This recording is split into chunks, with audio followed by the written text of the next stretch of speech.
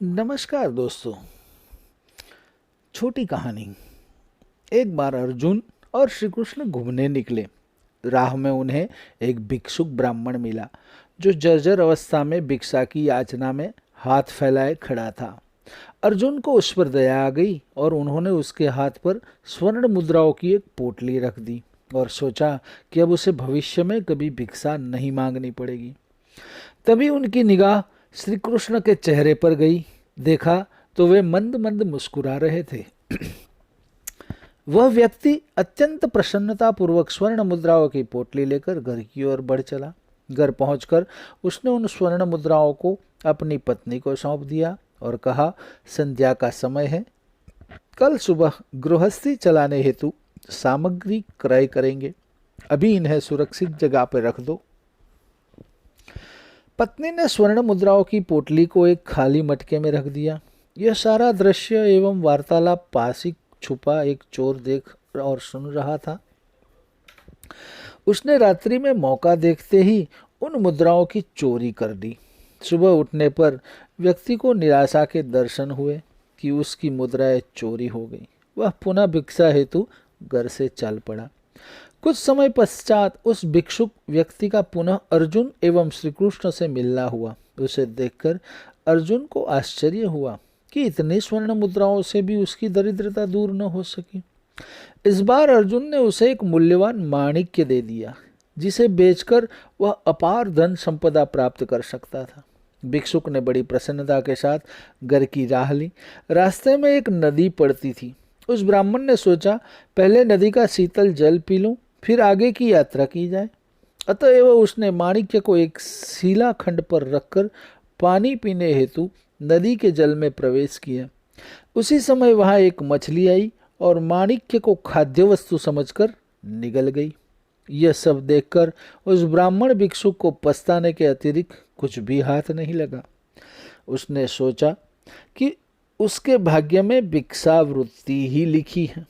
ऐश्वर्य के बारे में सोचना ही व्यर्थ है और वह पुनः अपने उसी भिक्षाटन कर्म में संलग्न हो गया। इस घटना को कुछ ही समय व्यतीत हो गया। तीसरी बार फिर अर्जुन एवं कृष्ण की मुलाकात उस ब्राह्मण से हो गई। उसे भिक्षा मांगते देख अर्जुन ने श्री कृष्ण से कहा, हे बनवारी, इस ब्राह्मण के भाग्य में भिक्षावृत्ति ही बदी है, क्योंकि स्वर्ण मुद्राएं और माणिक्य भी इसके भाग्य को पलटने में सहायक न हो सके। श्री कृष्ण के पूछने पर ब्राह्मण ने स्वर्ण मुद्राओं की चोरी और माणिक्य खोने की दास्तान सुना दी। सारी हकीकत जानने पर अर्जुन ने श्री कृष्ण से कहा, लगता है कि इस अभागे ब्राह्मण के जीवन में कभी सुख नहीं आ सकता। यह कथन सुनकर श्री कृष्ण ने ब्राह्मण को बुलाकर अपने पास से 2 पैसे दान में दिए। यह देखकर अर्जुन को बड़ी हैरानी हुई। अर्जुन ने श्री कृष्ण से कहा, हे नटनागर, यह आपकी कैसी लीला है कि मेरी दी हुई स्वर्ण मुद्राएं एवं माणिक्य भी इस अभागे ब्राह्मण को भिक्षावृत्ति से निजात नहीं दिला सके। अब आपके दिए हुए 2 पैसे इसे कैसे खुशहाल बना सकेंगे। सुनकर श्री कृष्ण मंद मंद मुस्कुराने लगे और अर्जुन को उस ब्राह्मण के पीछे पीछे जाने एवं देखने को कहा। अर्जुन ने देखा कि राह में आने वाली नदी के किनारे एक मछुआरा मछली पकड़ रहा था। उसके जाल में एक मछली तड़प रही थी। ब्राह्मण की नज़र उस तड़पती मछली पर गई। उसके मन में दया आई और उसने मछुआरे से 2 पैसे में मछली का सौदा कर लिया। मछुआरा ने मछली ब्राह्मण के कमंडल में छोड़ दी। कमुंडल में मछली छटपटाई और इस छटपटाहट के कारण उसके मुंह से माणिक्य बाहर निकल आया। माणिक्य देखकर ब्राह्मण के मुंह से सहसा निकला, मिल गई, मिल गया, मिल गया, और वो जोर जोर से खुशी के मारे चिल्लाने लगा। उसी समय स्वर्ण मुद्राओं का चोर भी उधर से निकल रहा था।